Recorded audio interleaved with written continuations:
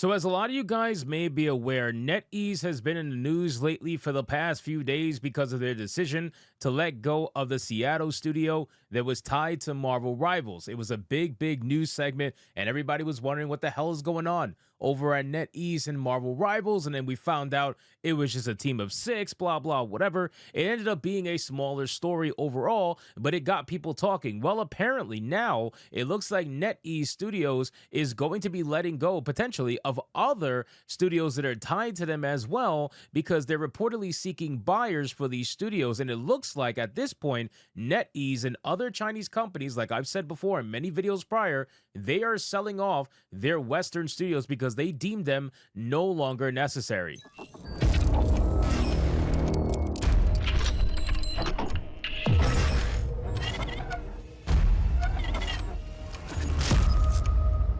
So let's get into this article, guys. But of course, before we do, if you are new here, just consider hitting that subscribe button. I would greatly appreciate it and like the video to push us out into that YouTube algorithm. So we have a headline here that says still more NetEase studios like Quantic and Grasshopper are at a risk as the firm reportedly seeks buyers. And other studios at risk include Nagoshi, Skybox Labs, Studio Flare, and T-0. Now, again, ladies and gentlemen, I want to make it very clear before we get into the article. This is something that we saw coming from a mile away. The Chinese studios basically utilize the West as useful idiots. That's essentially what it is. And once the West became not useful anymore, once China was able to fly essentially on their own, especially with the political climate the way it is right now, they are choosing to pull out of Western studios. They are choosing to pull out and stay with China and keep everything at home, essentially. They have the developers, they have all the means to be able to make video games on their own, especially AAA games, that there's no reason for them to want to utilize Western studios that much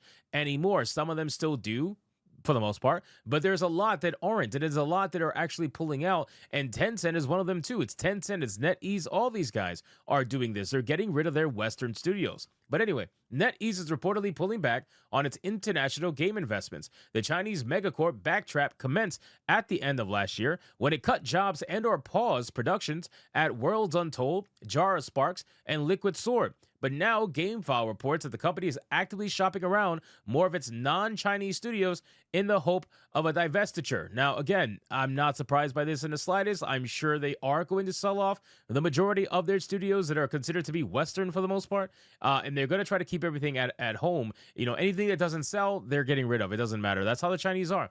Sources talking to the GameFile under promise of anonymity claim that NetEase plans to divest itself of the majority of its overseas teams. If they can't secure a buyer, studios like Quantum Dream and Grasshopper Manufacture could face closure. Other studios at risk include Anchor Point, GPT Rack 50, Jackalyptic Games, Nagoshi, Pincool, Rebel Wolves, Skybox Labs, Studio Flare, T-0 Entertainment, and more. NetEase declined to comment formally, but told GameFile all studios and projects are in constant review and evaluation, and NetEase will determine changes needed to be made throughout the process. Now, again, this is nothing different, nothing crazy. It's not just the Chinese that do this, right? EA has been known to be the killer of a lot of studios, so I don't want to make it seem like this is only China. But what I will say is that China, especially now more than ever, is pulling out of Western-oriented studios or studios that are not considered homeland studios, quite simply because of a multitude of reasons. You're going to have, obviously, the political climate right now. A lot of people want to bring up the tariffs as a reason why. Whether that's true or not, I'll leave that to you to decide. But that's also one reason why people are thinking this is happening. Also, quite simply, China has improved dramatically in their AAA capabilities that now, like I said before earlier in the video, they're considering these people to be useful idiots that are not useful anymore. If you don't have a use for a useful idiot, what are you going to do? You're going to get rid of him. There's no reason to keep him around. And that's exactly what's happening here with the Western studios. But it says that NetEase apparently declined to comment formally, but told GameFile all studios and projects are in constant review and evaluation. Earlier this week, NetEase cuts jobs at its US-based Marvel Rivals creative team, despite the game's significant success, claiming the decision was made to optimize development efficiency. It also insisted it has not wavered in its global expansion plans, amid reports that it's unloading as much as all of its overseas game companies due to rising costs. Well, we were talking about this on Hypnocast one night, where people were bringing up the fact that for every one US-based developer, you could have 3 or even sometimes 4 Chinese-based developers, right? Because of the amount of money that it costs to hire a US-based employee instead of a Chinese employee. So don't get it twisted if you think this does not have anything to do with like cost, rising costs and whatnot. They just can keep everything in-house. That is basically it at this point. They've learned, they've grown, and at that point, they don't need the Western studios anymore.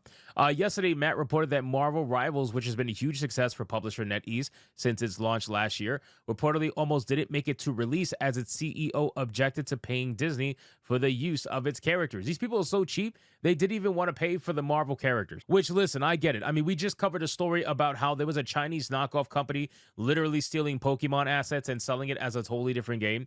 It's not shocking, right? China not wanting to pay, not shocking. However, I'm sure they feel a lot better now about paying for these characters more than ever, since they realize how much money there is to be made when you take known characters that have been around forever and you show them respectfully to the fans that love them instead of trying to wokeify them or change them into something that nobody wants. Then you make a lot of money. Shocker. I know it's a crazy concept, but for some reason these studios can't really get their shit together and figure that out. So again, guys, at this point, NetEase is going to be seemingly pulling out of Western studios. We don't know if this is actually going to lead to any kind of downfall of any of these studios. Hopefully they do get bought out so that if they're making any good games, maybe they could continue. But at this point, if he didn't even want to pay for the Marvel Rivals characters initially and he was essentially changed his mind or forced to do it, what makes you think he's going to want to keep these studios around, right? I didn't even cover this article when it first came out, and I should have, to be honest with you.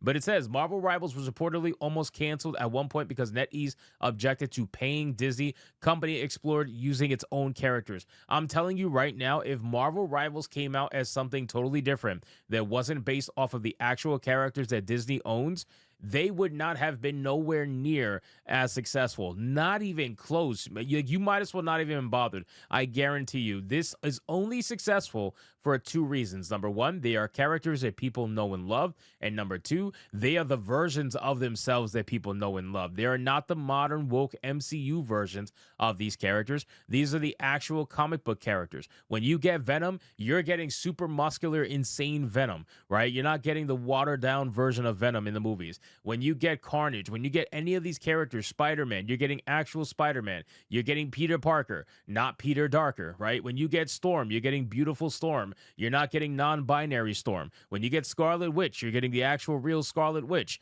not the fucking MCU version of Scarlet Witch. This is what it is, and this is why this game makes so much money, because it's characters that people know, and it's the respectful versions of those same characters that people are seeking and have been seeking for what, like 10 years now at this point. It feels like people have been looking for this, and they finally got it. So ultimately, we're going to see what happens with these studios, but at this point in time, it's a little bit too early to tell. But let's not be surprised or shocked if NetEase does actually unload these studios and tries to stick just to home-based studios. So anyway, guys, thank you so much for watching this video. Hope you did enjoy it. If you did, consider leaving me a subscribe. I would greatly appreciate it. Don't forget to like the video, comment, let me know what you thought, and I'll see you guys on the next one. Hypnotic out.